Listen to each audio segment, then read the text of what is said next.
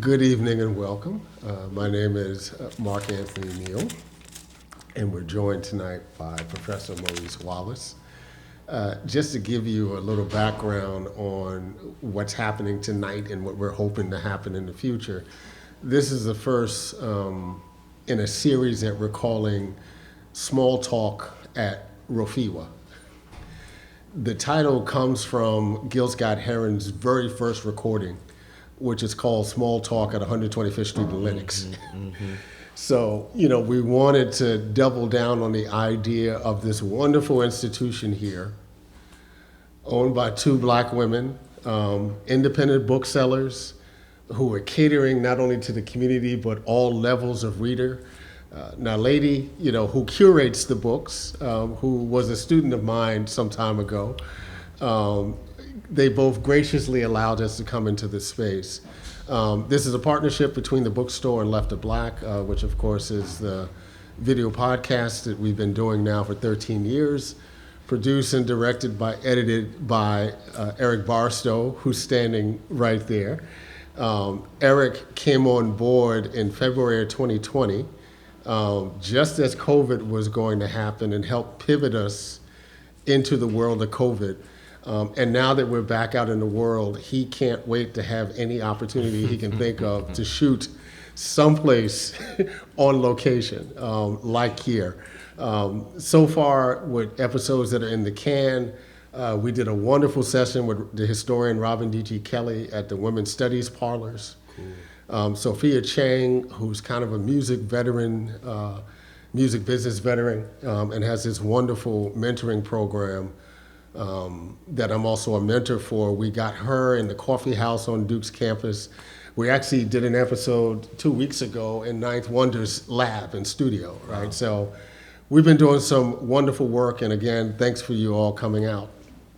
When I thought about this project in this series, I wanted it to be something that was informal, to have conversations about work, and though UNC Press and Duke University Press don't really know it yet, they are part of this partnership. The idea is to highlight folks who are writing within Black Studies books for Duke University Press and UNC Press. And of course, when I thought about the perfect person to launch the conversation, now first of all, right, and I was privy to reading portions of the book previously. So there were lots of times when I came across Maurice where it's like, okay, where's the book? What's the story with the book? And then the book showed up, and it is absolutely, right, stunning. And of course, that's what Duke does. Yeah. With books. Yeah. How you doing, man? I'm great. I'm happy to be here. It feels like coming home again. I'm in good health. Family's in good health. Comfortable with where I am, who I am. It's all good. It's all good. Your first book was an award winner. And you kind of really laid down a trajectory for your career around Black portraiture, right? That's also a part of the edited volume that you did in 2012. Yeah. This seems, on the one hand, a move away from that work, but those of you who know Reverend Dr. Maurice Wallace, he's not just a professor, but he's the pastor, right? And so there's a way in which this book makes absolute sense. And let me start with this question, right? Were you writing this book as Professor Wallace, or were you writing this book as Pastor Wallace? That's a great question. I was writing this book as Professor Wallace, who needed Pastor Wallace to translate. Really. As I say somewhere in the introduction, or if I didn't say it, I was thinking it, I had to have pastoral experience, preaching experience to write this book. There are so many things about public speech and public speech making and sermonizing that we take for granted, that sometimes we just attribute to charisma. but there's a microphysics and a micropolitics to it all. Even something as banal as the relationship that my mouth has to this microphone right now and yours has to that one, it's significant, because if I want to create a certain kind of effect, the preacher knows how to move into and away from that microphone to produce a certain kind of effect, right? That's not charisma, that's just a kind of sensitivity to sound, a familiarity with where the monitors are. You have a sense of what volume is ideal, what's too much, what's too low for the effect that you wanna bear. So it's a great question. I think it's Professor Wallace writing, but it's Pastor Wallace thinking, if that makes sense. Pastor Wallace helping Yeah. Dr. Wallace translate. Yeah. It feels translational, right? And the challenge has been to decide on any given day the audience I'm translating for. That's been my biggest sort of challenge with this work, because I wanted in the first place to write the book I wanted to read on King specifically. And those of you who know Toni Morrison knows that, that was an ethic that she was very public about. She wrote the book she wanted to read. And I just couldn't find a book on King that was squarely in my intellectual interests, or the convergence of my intellectual interests. So it's an intellectual book, but it is an observation and a kind of distillation of observations made by Pastor Wallace, though translated for Professor Wallace. Something like that. You mentioned early in the book living with King's voice at a young age, right? And not even knowing who King really is. And part of that was your father. Playing, Martin Luther King, Jr. Yep. Right, and announcing that on Sunday mornings, right? Sunday morning rituals of listening to Dr. King. And unbeknownst to yourself, right, you had taken in those cadences. Yeah, absolutely. Right, it helped you to hear things a certain kind of way. Unpack that a little bit.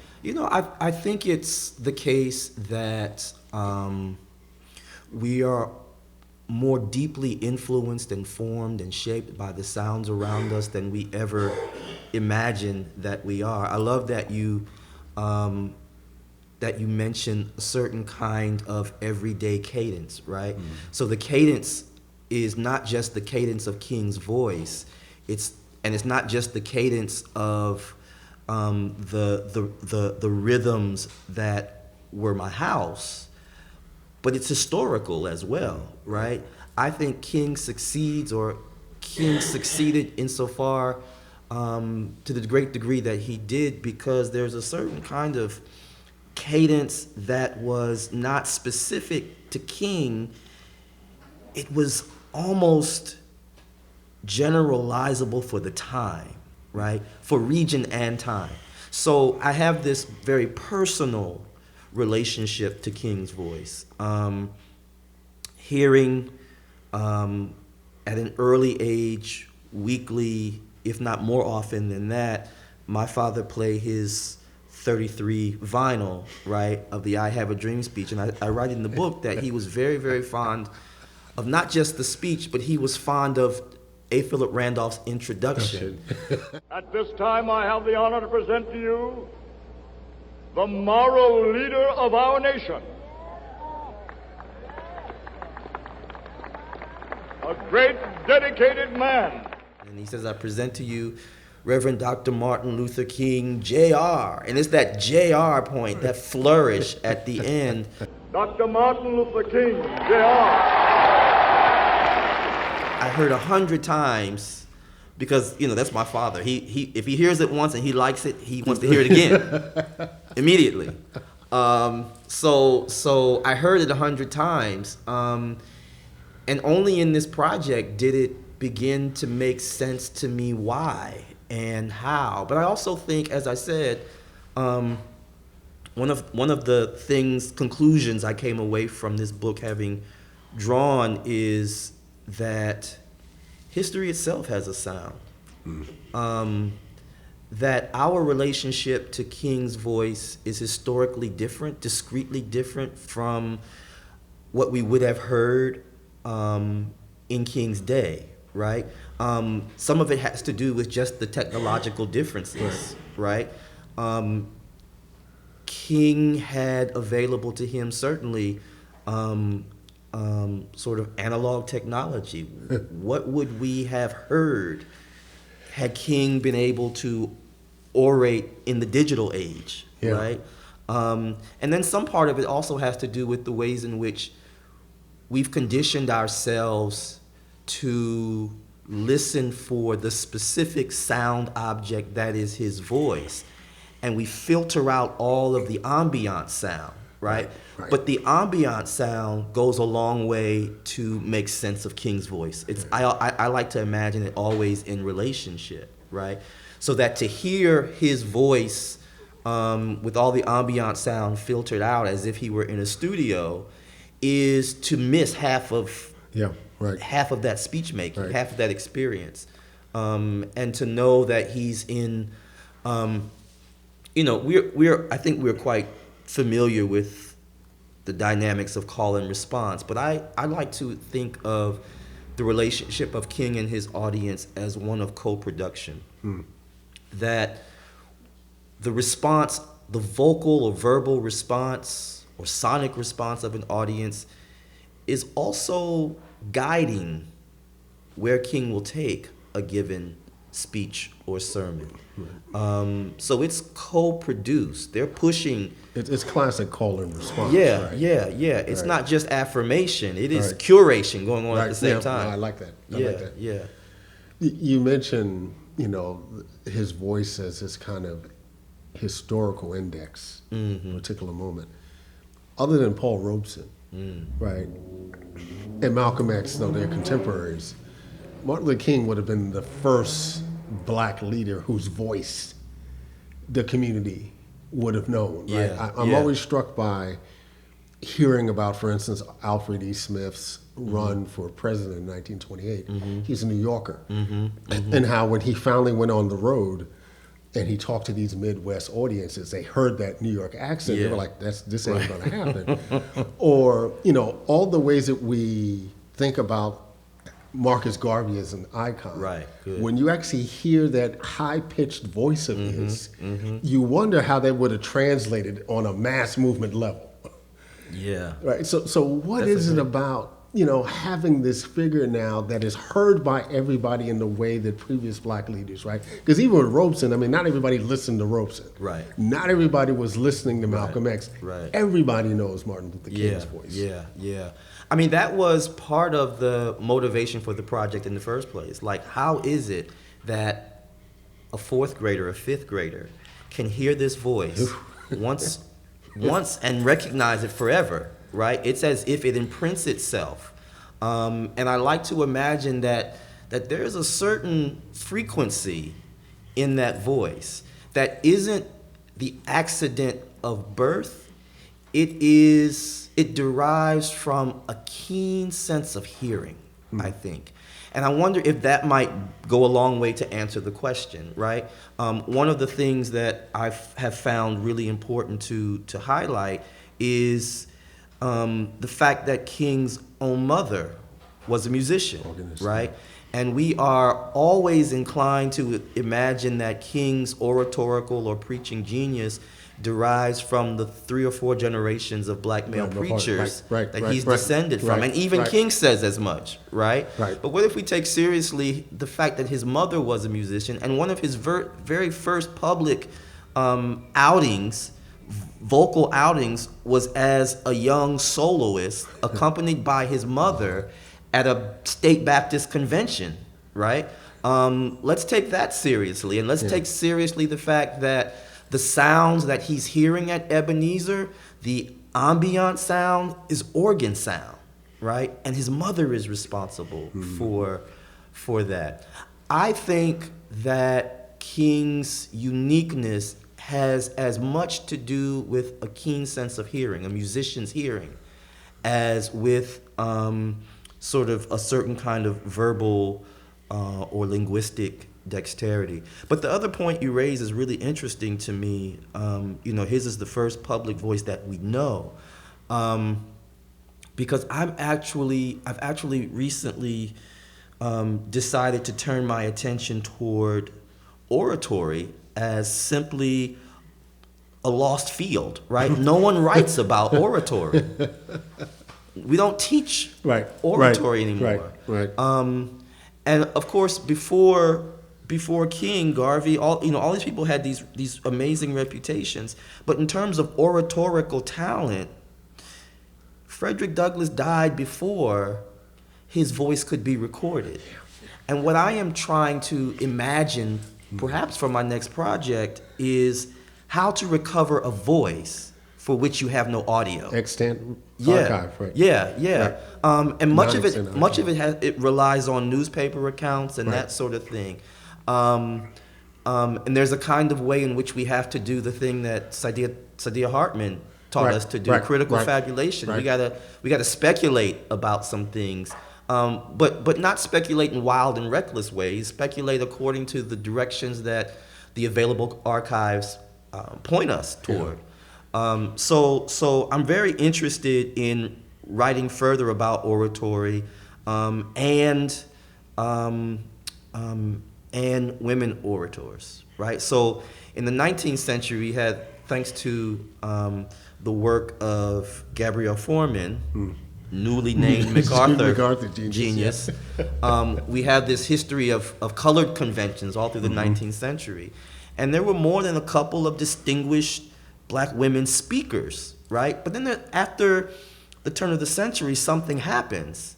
And I mean, we can say, we know what happens. There's a certain surge in the sense that platform speaking is a masculine undertaking, a male undertaking. But women's voices almost disappear. I say almost because I think those voices become musicians. They become Mahalia Jackson. Right?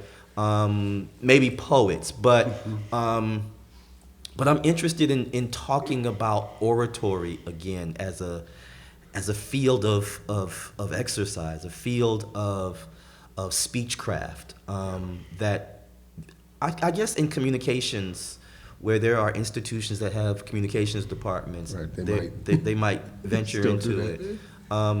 But English departments, American Studies departments, hardly Afro-Am departments, we don't talk much about, even though we rely on it, right? There wasn't a black K through 12 school in the U.S.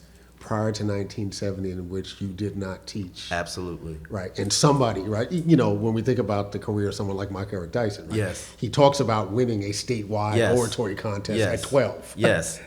yes, absolutely. I have two accounts in the book of that learning, right? One is Carla's account of her mother, and the other is Deborah McDowell, giving an account of sort of the oratorical education that she received, right? Both of whom happened to cut their oratorical teeth on James Weldon Johnson's The Creation, right? Old Sanders. Yeah. I had occasion. You'll appreciate this. Your friend, someone arranged for me to talk to your friend Tavis Smiley a couple of weeks ago, and he started by announcing that he was a King aficionado, and that like me, he'd grown up not only hearing that voice, but replicating it in oratorical contests. And he said, I was winning oratorical contests all over the state, all over the region. But it goes to the point of a certain kind of cultural education that black folks have received. And actually, I had that education too, only it wasn't in school, it was in church. Right. Every major holiday, every major holy day came with the obligation to learn, memorize, and deliver a recitation. Right. And it was this, it was obligatory nearly, right? This is a part of our cultural history that has waned, let's say. I don't know the degree to which it is or isn't sort of taught in academic or religious settings. I do know that we've not paid much studied attention of late into these experiences, except by way of memoir and Right. autobiographical recollection, which is why I mentioned Carla and Deborah in that respect. You mentioned black women as orators, and so you open up a space that I have to go to. Most Americans have no idea who Prathia Hall was, right? But there is no "I Have a Dream" speech without her. Yep. Most folks don't know that King was in Detroit in June of 1963, given a warm-up that Berry Gordy actually recorded. Yep. Right, and later released shortly after the more famous speech. Yep, absolutely. Talk a little bit about the iterations of that speech and why you think it's the one that resonates the way that it does. Yeah. Prathia Hall was probably a student then, but very young, maybe seminarian. Because she lived a long life. Yeah. But she was an activist, and one of the I think I'm right by saying one of the student leaders of the civil rights movement, and became quite the accomplished preacher in her own right. But the dream trope, sort of the "I have a dream" expression, sort of was hers originally, and King found it compelling. And I think the combination of her public expression of that phrasing, and I think an Albany, Georgia demonstration, and the resonance it already had with readers of Langston Hughes, right? I think probably those things came together. Langston Hughes has a whole cycle of dream poems. I think those things probably, because by this point, Langston Hughes is the people's poet. Right. Those things likely came together and just impressed themselves on King in an irrepressible way. Maybe it's the case that Hughes's success with his dream poems sort of paved the way, but certainly maybe to use a musical or sonic metaphor, offered a preamble or offered a certain kind of introduction to King's capacity to step into that, right? But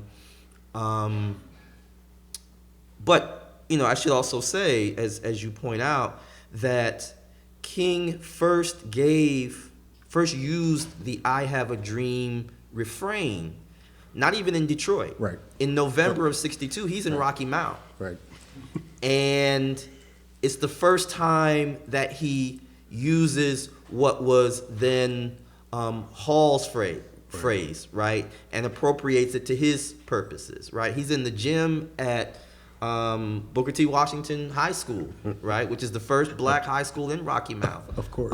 Named for Booker T. Washington, who himself had visited Rocky Mount, right? And was, impressed upon the people there, black and white, his own talents in oratory. So it's in November of '62 that he first uses the refrain, and then he shows up in Detroit in June of '63, and C.L. Franklin is on the dais with him, and Berry Gordy is present, and they've already arranged. Berry Gordy has already arranged to record this, and I think it was he had to give King and the SCLC $400 up front, and an agreement for 10%, 20% of the sales. And by this time, SCLC is hurting for money. Right. They've already, not long afterwards, they've already made an arrangement for another album to come out of the Washington March, but Gordy is really, really clever, and sort of just pulls the rug out from under the competition, Right. Because he records the Detroit speech, which is, again, the first real dry run of the I Have a Dream speech, but he doesn't release it until August 28, 1963, which is the very day of the March on Washington, right? And in some ways, Gordy deserves some credit for making this speech known iconically as I Have a Dream, right? Because until that time, it was untitled. Right. And it's not just that we found that refrain so compelling in Washington, it's that Berry Gordy found it compelling ahead of time, before we did, right? And it's almost as if King leaned into it knowing that, right?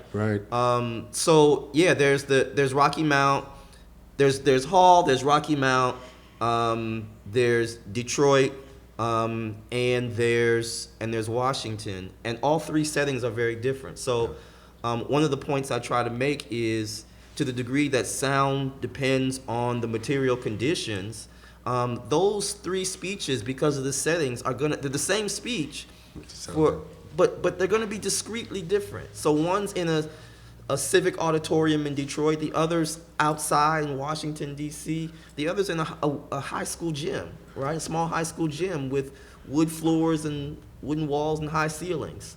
So I'm hoping that, and what I've called, those who want to read this work and want to take sound study seriously, is not all sound is the same. Yeah. And I want us to be historical, or to begin to historicize more the ways we hear sound. When we think about what we call now the great Blue Note recordings from the 60s and 70s, they sound that way because of the studio they were in, right? Yeah. Motown sounds the way it did. It doesn't sound the same when they move out to LA. Right. When they record in Detroit, Right. it sounds a certain kind of way because of the studio. Right. You make the point about this kind of Ebenezer sound. Yeah. Right. His voice in Ebenezer Baptist Church, and how that changes our sense of his oratory. Yeah. So there are two Ebenezers now, right? There's the old Ebenezer, where King and his father and his mother served, and there's the new Ebenezer across the street, where the Senator Warnock serves. Yeah. But the old Ebenezer is a neo-medieval structure, right? It's a brick building, two twin towers on either side of the entrance. You walk in, the pulpit is elevated, it is centered, and there's a choir loft behind. And then if you look, and this is one of the things that became really, fun for me. Ebenezer has had a pipe organ, right? And you see the pipes. Now, no one who's building churches today, not very many want pipe organs. But there was a moment historically, before the Hammond B3, that aspirational black churches had to have a pipe organ. And so if you look at these historical photographs of the interiors of black churches, you'll start to see pipe organs everywhere, in places where you don't expect to see them, right? Small towns, small black churches, they got pipe organs, right? Our former student, my former colleague at UVA, Sean Crawley, is undertaking what's probably going to be the definitive project on the Hammond B3. Right. And so my interest in the pipe organ precedes, is a run-up to what Ashawn's going to do, or what Ashawn is doing, in fact. But yeah, that sound goes a long way into shaping the way in which we hear King in Ebenezer. So Richard Lisher, of course, wrote the terrific book on King, The Preacher King, right? Which is also about the sound of, mostly about his rhetorical strategies, right? And I sort of riff on his idea of the Ebenezer gospel, right? To talk about the Ebenezer sound. If the Ebenezer gospel is that particular theologically informed commitment of the Ebenezer church toward a certain social gospel, then the Ebenezer sound is the sonic packaging of that, right?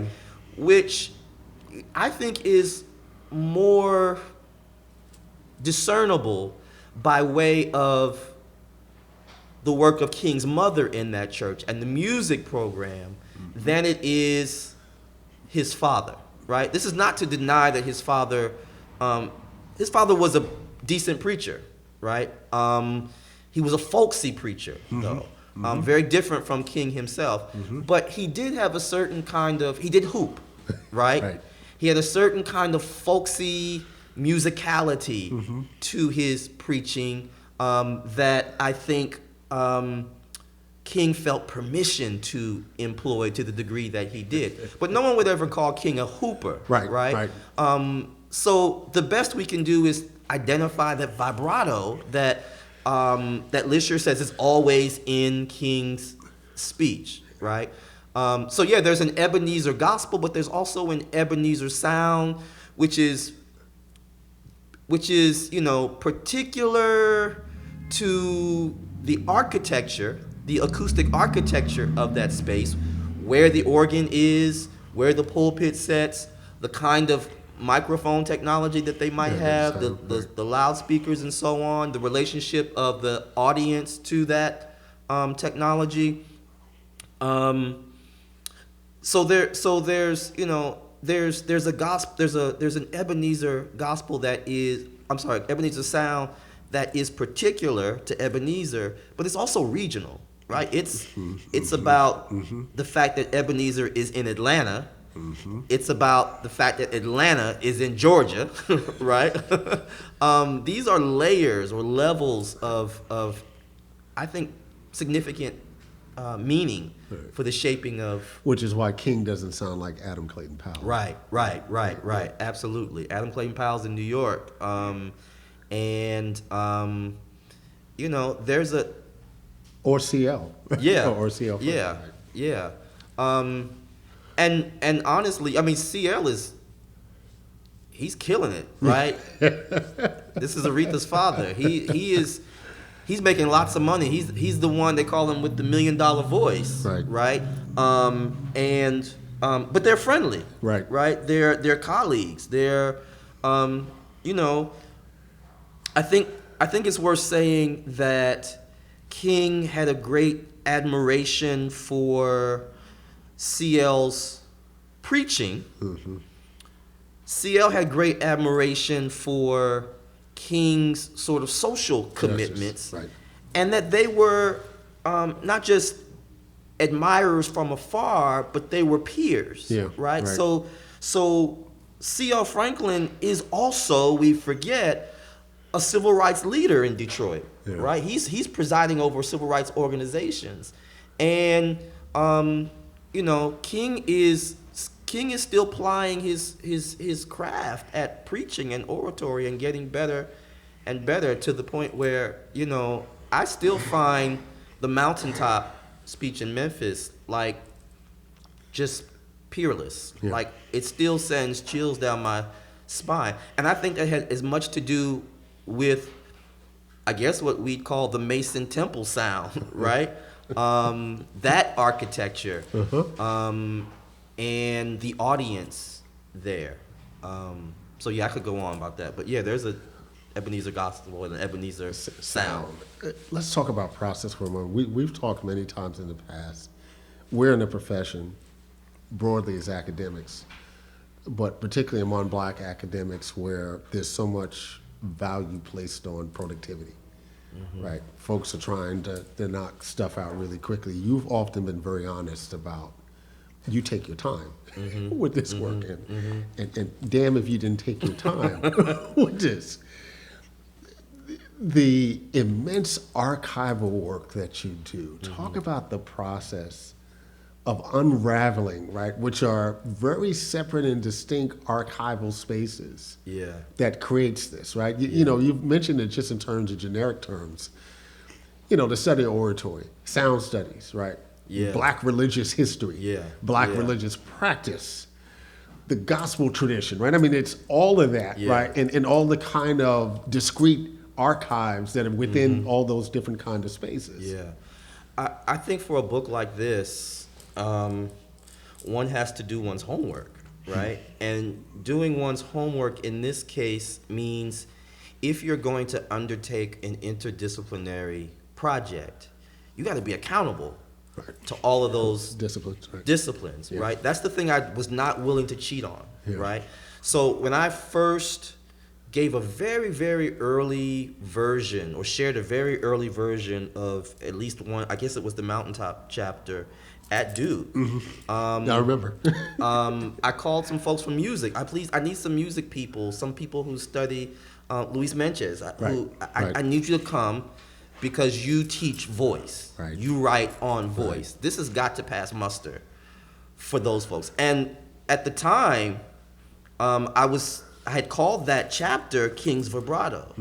And I don't think I recognized until Luis was part of that conversation that the musicologists wanted to be sure that I wasn't exploiting a metaphor. Like if you're calling this a vibrato, it's got to be a vibrato. Let me hear it. And they're like, oh, okay, I guess that's a vibrato. But those are things I would have simply taken for granted.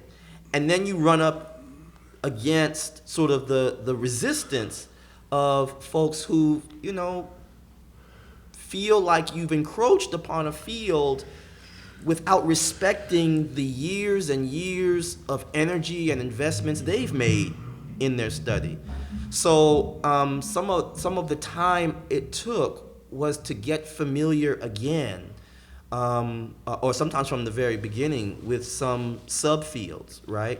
And just being accountable for those areas where I felt curious. I felt curious about those areas I wanted to pursue. Now, it wasn't just reading.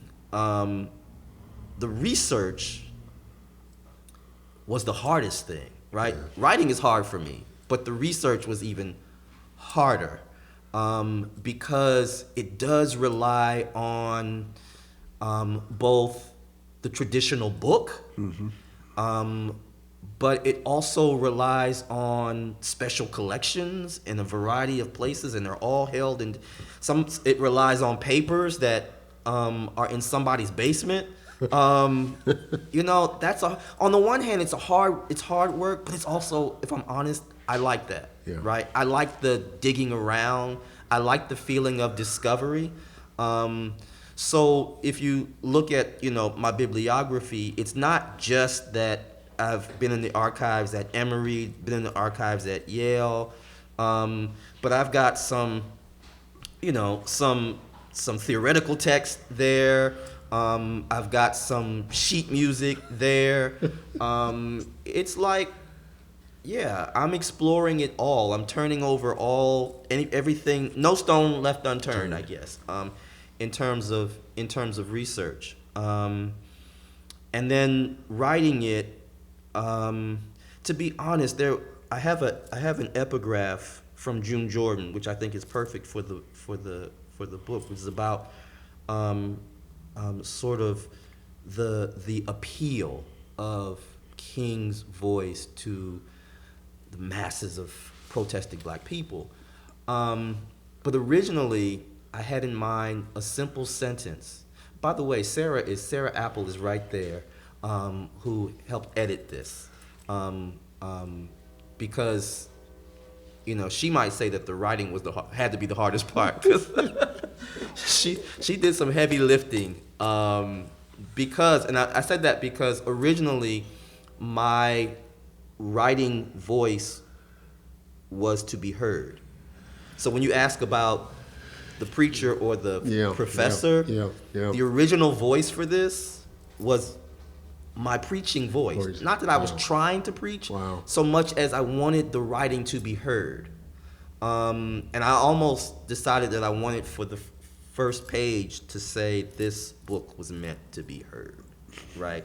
I think some chapters more than others, you get that. That's inevitable. But probably late in the game, I realized I couldn't sustain that for 200 or 300 pages, and that most people read with their eyes, right? And so I had to sort of back up from that early. Except for that generation of us that got trained reading via phonics. Right. we still sound out those words. Right. So that oral writing voice doesn't look so great on the page. Gotcha. So I had to decide, let me pull back from this some, and Sarah helped me do the difference between poetry and spoken word. Yes, absolutely. But yeah, it was a long commitment. And I had to find or take space really to actually finish it. And I'm grateful to folks like you who kept nudging, as did my late beloved colleague Cheryl Wall. I remember one of the last times I saw her was at MLA in San Francisco, I think it was, and we were at a department reception, and she said, "I want you to go home.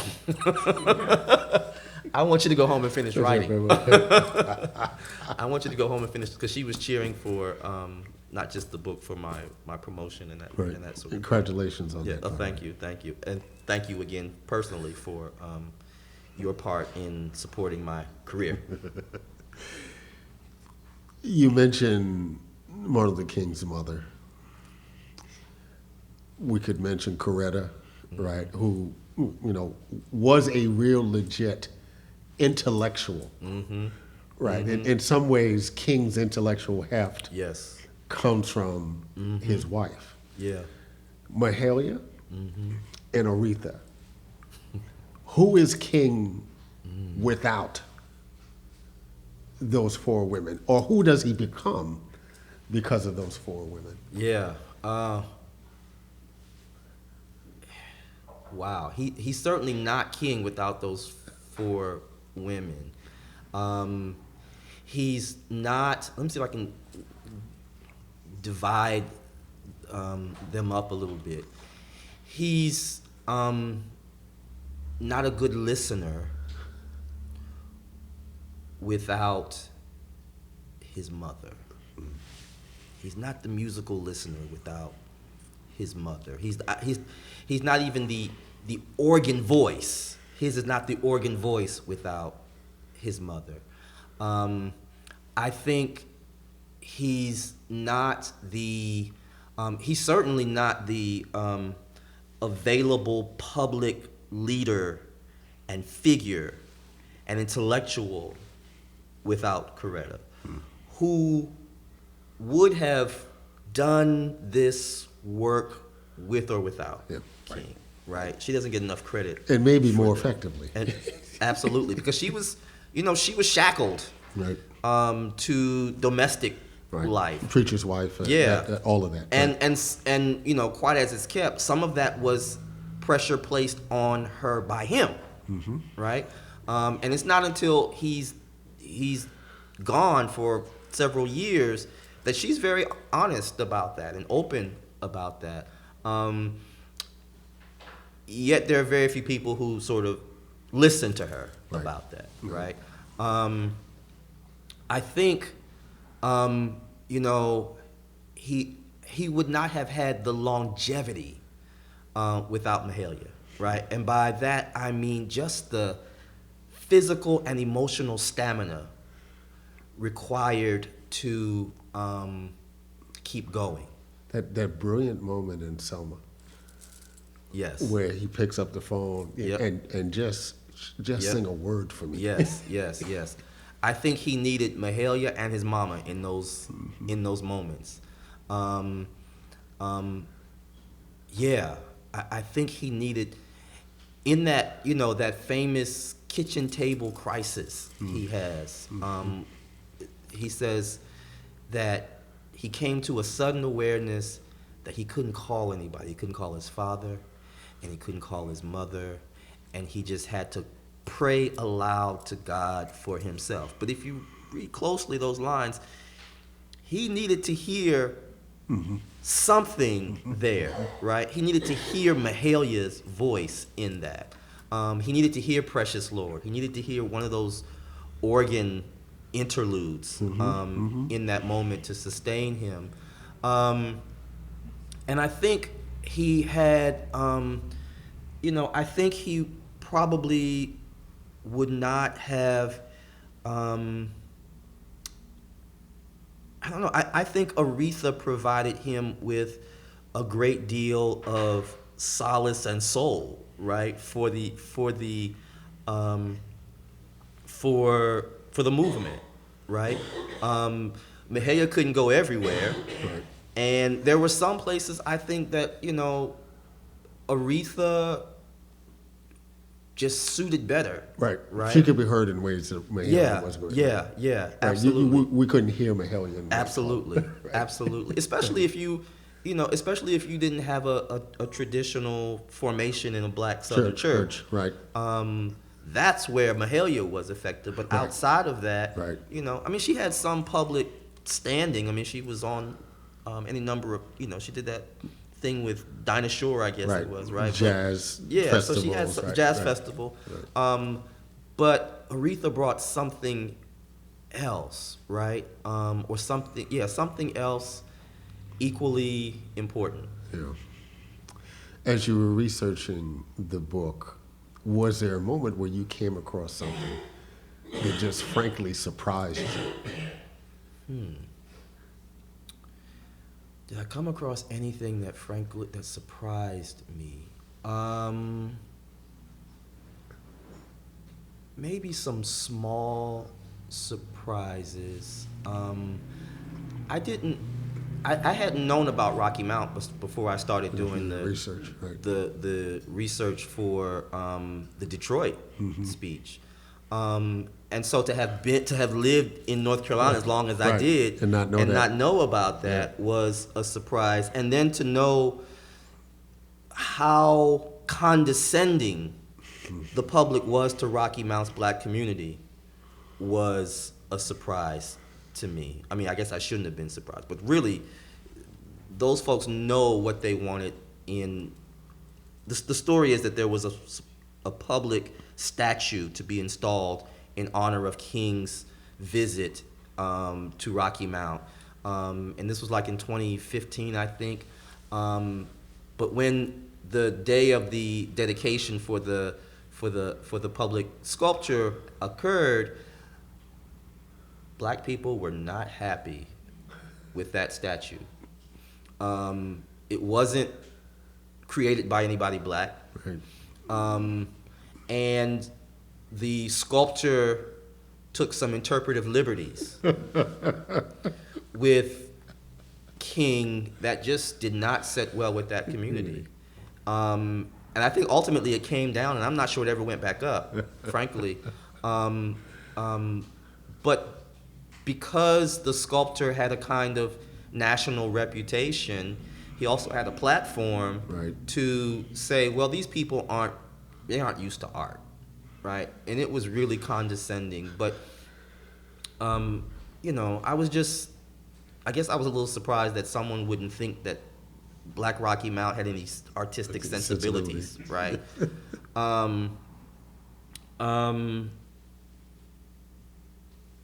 There probably, I came across an operetta about Alberta King, King's mother, that I hadn't known about, which is brilliant. It's experimental, but it's also a brilliant piece I hadn't known about. I don't think there were factual things that caught me off guard. Most of it I either suspected or kind of already knew. Yeah. What didn't make it into the book that you wish that it had? Ooh, I threw everything. I threw everything in here. So the thing that didn't make it was King's FBI surveillance and the approaching expiration date for classified files that allegedly record King in the same room as a colleague who is said to be assaulting a woman. So there's a sexual assault that happens in a hotel in Baltimore. King is in the room. It's not clear whether, it's not that he was, I was gonna say it's not that he was an active participant, but that he wasn't the central offender, right? But it's not clear whether he was encouraging it or not. Right. But that's in 2027. That file's supposed to be open, and it's audio. Right. Right. So I think I'm going to follow up with this, with some consideration of that. It's not to get ahead of it so much as it is to understand the science and technology of audio surveillance. Yep. What is it that we presume to hear when we hear sexual assault, right? And what is it that we can't deny hearing, right? And with our 21st century ears Yes. versus 20th century technology. Yeah. So it's delicate. I actually wrote maybe a third of it before I realized it hasn't matured in my head enough. I haven't thought it through sufficiently. Right. Would have been salacious, but yeah. So that's probably one of the things I'll follow up, this book with. Okay. Again, because it's gonna come out in 2027, and there's gonna be a lot of conversation about it. Right. A lot of conversation. And it's funny because I think some people were shocked when the information came out about the FBI's file on Aretha Franklin. Mm-hmm. All right. And on some hand, it's like, well, her father was who her father was. Right. Right. She knew Dr. King very well. She tried to bail out Angela Davis, right? Of course. Right? She was signing up to be somebody. Yeah. In some way. No, I shouldn't have said that's improper to say. But, from a certain sort of point of view, she knew. Let's put it that way. Right. She knew. Understood at least, right? Yeah. that was what was happening. I want to open it up to the audience for questions now, Sure. Hope I if haven't there are talked any too much. questions. Can I say thank you to the bookstore for hosting? I really, really appreciate it. Love these digs. Yeah, I'll be back as a patron. I'll be back as a patron. Oh, and I love this section here. I was telling Mark earlier, this children's book. I have some aspirations to turn this into a children's book, or at least junior high. I want another kind of With a availability. digital playlist. Yeah, that would work. That would work. But thank you. Yeah. I do want to say one thing about Maurice, and I don't think I've ever said this publicly. Maurice, when I first got to Duke, Maurice was my chair for that year. Mm-hmm. And it wasn't until I had spent some time at Duke, and definitely after you had left, when you understand the financial structure of Duke, that it was the English department that paid Maurice's salary. But Maurice's commitment and dedication and service to African American studies, you would have thought, that's where his line was. And it was ironic because when you left and we were trying to replace that labor, it wasn't our labor to replace. All right. And I just want to shout that out because, the way that the university deals, not just Duke, but broadly with African American studies, where black scholars, regardless of the department that they're in, see themselves as black studies scholars. Yeah. And it's one thing to claim that, right, in a certain kind of public way because of what that means to readers and podcasts and all those kinds of things. But it also is something to say that, but also convey that in terms of real, tangible service and commitments to those institutions, to those departments. Yeah. African American Studies is an intellectual home for me. I couldn't have written this book having been only appointed in English department. Though I've had great colleagues in the English department. But there's a certain kind of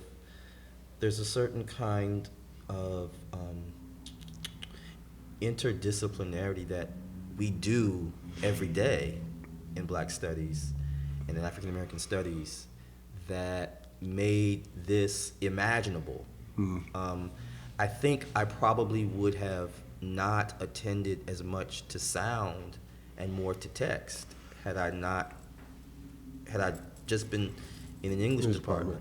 I'm at Rutgers now. This is the first position I've had that I've not also had an appointment of some sort in African Studies. And the reason I can do it in English is because I've got 5 or 6 colleagues in Black Studies in my department, right? So it makes it feel less urgent. Institutionally, I probably will at some point have some tie because I want to, that service is not just what I do; it's who I am in some respects. So it was easy for me to enlist in the project of African and Afro-American Studies at Duke, as it has been other places. But yeah, it's another kind of work. And kudos to you for keeping it going at the high level of visibility that it has had, and it keeps getting higher. Thank you for that. So I'm always proud to say that I had an appointment at Duke in English and African and African American Studies. Can I ask you, Maurice, Englishy African Americanist question? Okay. Okay. So after working on this, all right, time spent in the churches and in actual churches, and coming to hear as best you can in the early 60s what the sonic landscape was that he's working in. What's it like to go back to texts with an oral, with the church base, like the essays of Baldwin, after you've done this work? In other words, so I can see Yeah. What do I need to listen for, having already known that the part of the essay craft comes from, and having heard you preach? Yeah, that's a great question. I think it's both. It's slightly more frustrating, but it's also immensely more gratifying. And here's what I mean by that. In terms of gratification, one's ears are sensitized, right? So that my reading of Baldwin is an oral experience, right? What makes it frustrating, though, is that I don't think I have quite the license as an academic to write musically the way he does, because Baldwin's music doesn't obey standard conventions of grammar and punctuation. It's musical.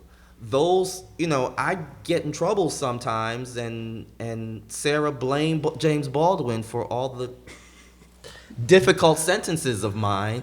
They go on and on and on because I'm hearing them, right?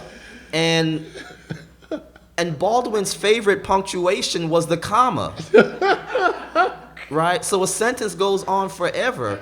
And because I hear it and because it's so compelling to me, I'm like, yeah, I know that voice. Let me respond in kind. But Baldwin wasn't the academic, so he doesn't have colleagues that have to read it and judge it. Right. So that's the frustrating part. But the other thing I say is, I think I have been more and more persuaded to talk to my students about reading as an exercise, and suggest that we have to develop another pedagogy, right? That reading is not a purely visual exercise, right? And for me, Toni Morrison and Gale Jones are the best teachers for that. Morrison had a way of writing that did not require dialogue description, which is to say, if a character speaks, Morrison rarely followed up with an adjective describing that speech. It's as if you're initiated into that sound or you're not. And if you're initiated into that sound, you don't need to hear her qualify dialogue. What it sounds like, yeah. Yeah, by adverbs like angrily, or intelligently, or roughly, or gruffly, or smoothly. You catch the theory. You catch it, right? And a lot of it has to do with with idioms, right? She knows how to turn a phrase. She just Gale Jones is to me her peer in that regard. There are many others, but in terms of dialogue, especially, I think those two are at the top of the game. So reading it is tremendously gratifying. Trying to write it is frustrating. There's a hand here, over the corner there. Yes. You think with Dr. King, as far as his approach to civil rights, you think that if he had to do it over again, what would he do different as far as like black empowerment, financial empowerment, you know what I'm saying? What approach you think he would do different if he had to hit the reset button? Wow, if he had hit the reset button, what would he do different? I think he would be compelled to take gender equality more seriously. I think he would have to take some of the social issues that we are contending with now. I think he'd be a more global in his view, or to be able to express more vocally that what we're calling local is also simultaneously global, right?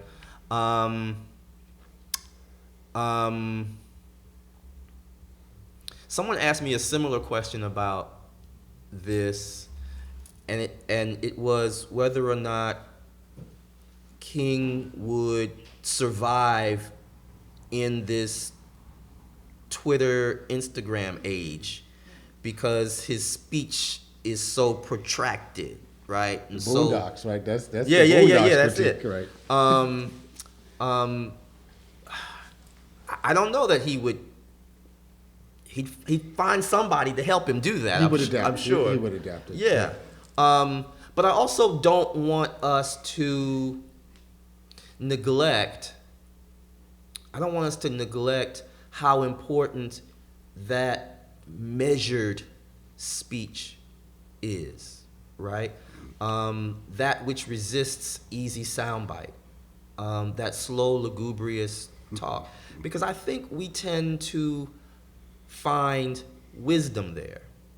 Not a soundbite, but we tend to find wisdom. And if he were in the 21st century, we would need that and want that wisdom. That doesn't exactly answer your question. Politically, it's hard to say. It's hard to say. I'd like to imagine that the King Center for Nonviolent Change would be an ever more significant institution in American life. It is a miracle that it has lasted as long as it has, not because of leadership, but because of just support, right? For a belief in the value of such an institution, which is to say that I don't think he would,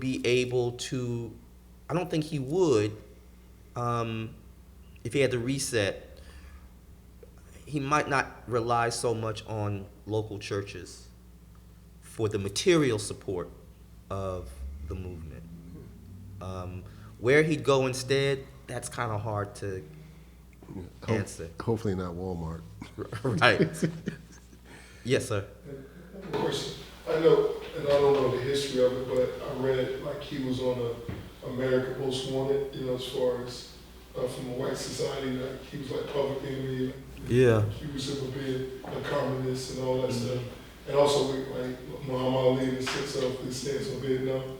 When did he shift now become the public? Oh, that's a great question. You know what I'm saying? That's a great question. I'll tell you, it's the shift all of a sudden. When did that shift take place? Now he's like, yeah, we love you. It shifted probably 3 or 4 years before his birthday became a national holiday. Yeah. There was a quiet. It was a quiet movement afoot.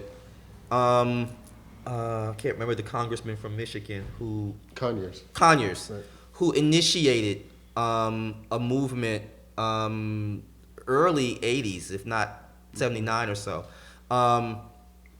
to establish King's birthday as a national holiday. And you got major superstars like Yeah, Stevie Wonder yeah. and folks like that. But for a few years, it didn't go anywhere, Right. right? It was his project, but it didn't go anywhere legislatively. And then Coretta got involved. Coretta had this unique capacity to bridge the aisle, right? So she was able to convince some folks on the right to join this effort. And what was originally a kind of black enterprise became a bipartisan, biracial enterprise. I think the moment that Reagan signed the legislation that established his birthday as a national holiday is the moment that he became suddenly beloved by the state, because folks on the right realized that there was some utility, right?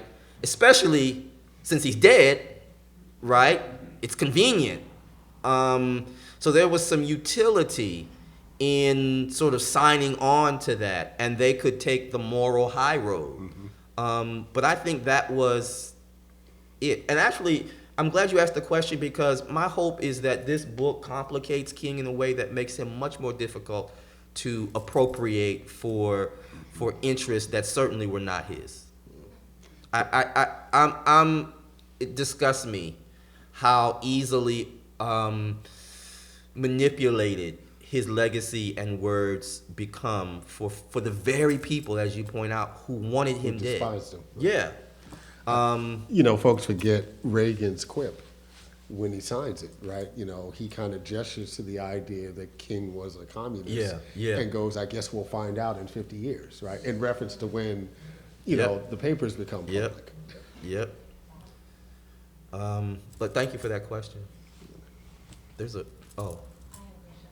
So last night we hosted an event with the Jack and Jill Foundation. And it was a room full of young people who, for reasons that are their own or maybe belong to their parents, have some sort of political aspiration. A lot of them are in high school. But, and so the event was around a set of comic books on Congressman John Lewis's kind of life and times. And what struck me about how these young people speak is that on the one end you can hear that they're being trained to sound almost like a John Lewis, and it sounds out of time. But there's like a genre of a kind of way of speaking, a kind of doing a kind of political speech. But also they are making videos for TikTok after the event in the States. And so there's this tension in the way that their parents are looking and like training them to speak in a very particular way. But they have to make a quick video, and so they're going back and forth. It's very messy, but it's also very interesting. It sounds like a register of a new time almost. I'm interested in where you maybe hear Dr. King. Like, are there traces in the same way that I might say last night I received the John Lewis? These young people are being trained to understand political speech. So I have a double response to that question.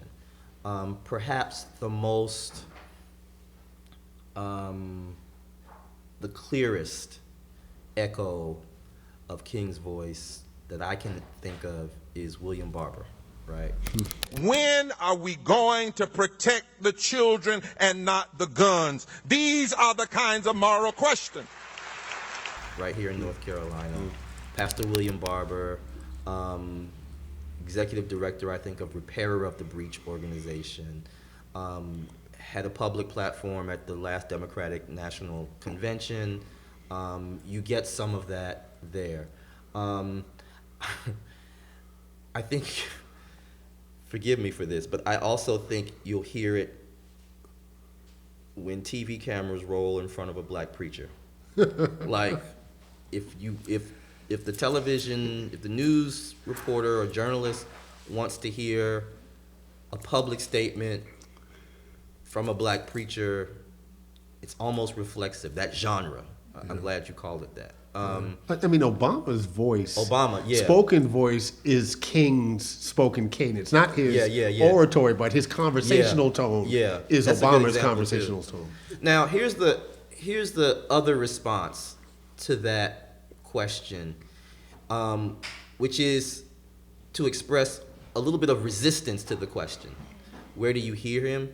I've anticipated that question, although nowhere nearly as elegantly as you just expressed it, so I didn't even see it coming. But the question I anticipate is, who is King now, vocally, right?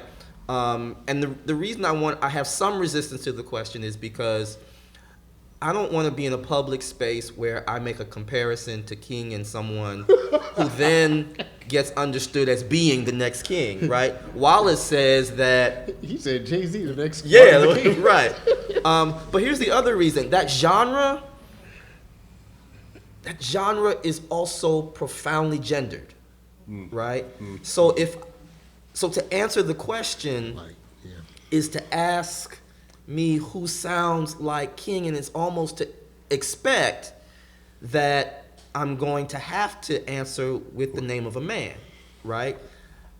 Or if I answer with the name of a woman, she's still in that genre, right? There are some women public speakers who will lean in that direction too. There's a certain kind of, there's a certain, there's a certain tone, a certain cadence.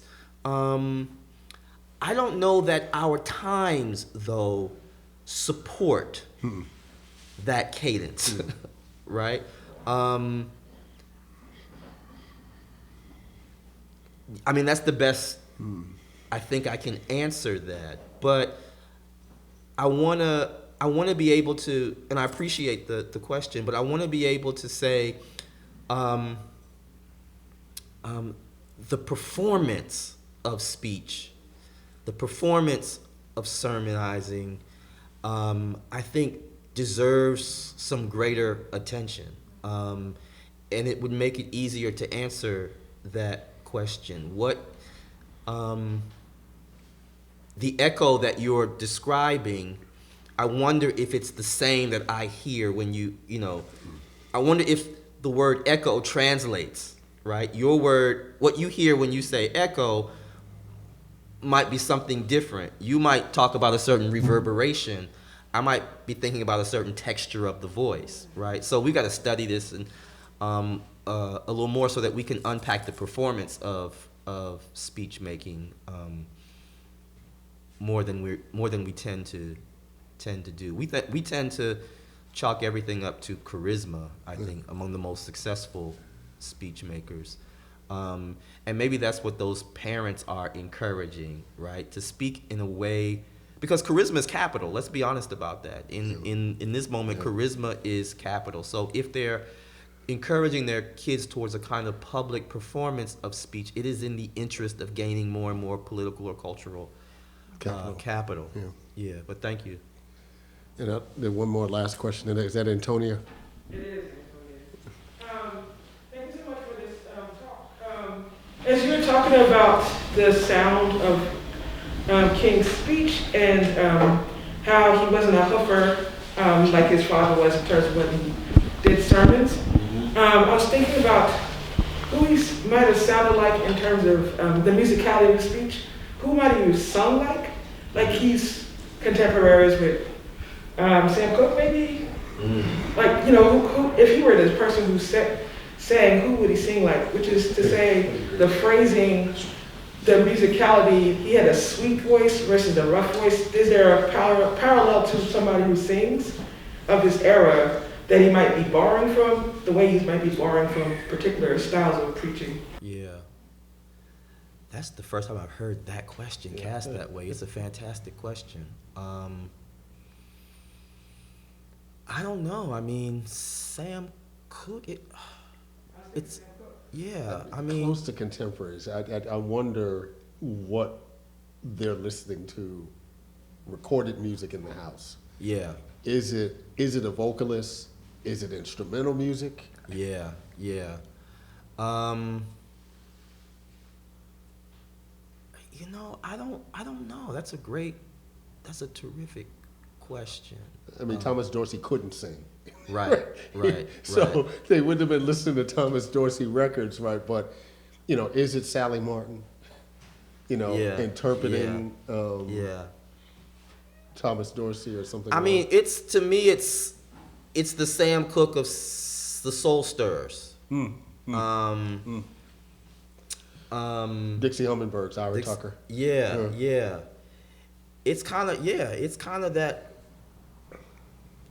gospel quartet, one of those soloists who breaks out of one of those gospel quartets. That's a great. I'm gonna be thinking about that question for some time. Thank you for it. And while you got the floor, Antonio, what's the name of your forthcoming book?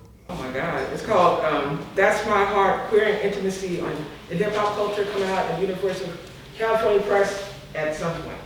Wow. I look forward to it. Pulitzer Prize winning writer Salimishah Tillet writes of King's Vibrato. In this personal and thoughtfully written and deeply insightful book, Maurice O. Wallace helps us further understand and appreciate Martin Luther King's extraordinary contribution to American culture and Black life. Off these pages, Leaps a version of King that has kept on honing his craft to become both a trumpet of America's conscience and a sonic tributary for Black America. This field-changing work greatly adds to our knowing and hearing King, a voice that we still desperately need. And again, that's Salimishah Tillet, Pulitzer Prize winning author. Thank you, Brother Maurice. Thank you, my friend. I really appreciate the invitation, and the conversation has been terrific. And thank all of you for coming and being a part of the conversation. It's been terrific, and I hope I get a chance to hug on you before we all depart. Thank you.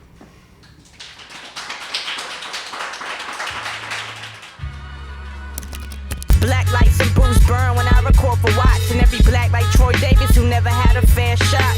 All black everything, everything black, culture over everything.